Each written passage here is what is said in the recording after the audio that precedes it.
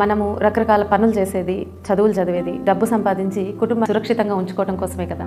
మనము ఇవాళ ఈ 50-30-20 రూల్ అంటే నెలవారీ బడ్జెట్ని ఎలా చేసుకోవాలో ఒకసారి చూద్దాం. సో దీనికి ఏంటంటే మనకి ముందు ఇది రాసుకోవాలి. ఇక్కడ మన నెలకి అంటే ట్యాక్సులు పోగా వచ్చే ఆదాయం, మీరు దానిలో 50% ఖచ్చితమైన ఖర్చులకి స్పెండ్ చేస్తారు. 30% ఏంటంటే మార్చుకోగల ఖర్చులు. ఈ 20% మాత్రం ప్రతి ఒక్కళ్ళు పొదుపు చేయాల్సింది.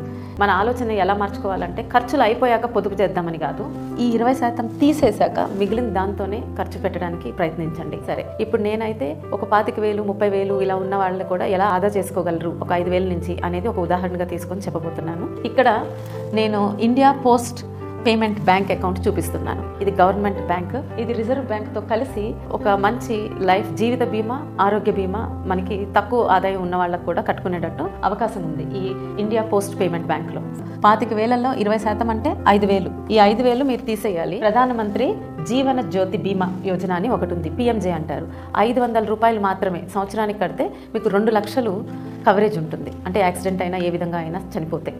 ఒకవేళ మీరు కొంచెం ఎక్కువ కట్టగలిగితే అంటే ఒక 800 రూపాయలు కట్టగలిగారు అనుకోండి, నేనైతే అది చేయమని చెప్తా. సంవత్సరానికి 800 కడితే మీకు యాక్సిడెంటల్ స్కీమ్ అని ప్రైవేట్గా ఐపీబీపీ వాళ్ళు బజాజ్ అలయన్స్తో కలిసి చేస్తున్నది. ఇది వాళ్ళు 10 నుంచి 15 లక్షల వరకు కవరేజ్ ఇస్తారు మీకు ఏదైనా అయితే. ఇది కేవలం 800తో వస్తుంది.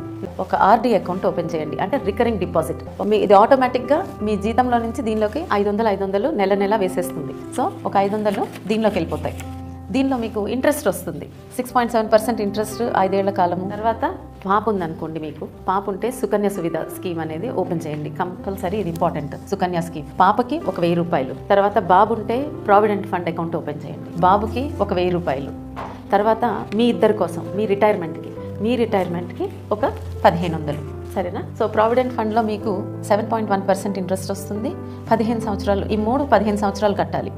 ఒక 1,000 లైఫ్ ఇన్సూరెన్స్ కట్టండి. ఇది నెల నెల కట్టేది life insurance. Postal life insurance ఉంది. వాటి గురించి తెలుసుకోండి. నెల నెల ఒక 1,000 దానికోసం వెచ్చించండి.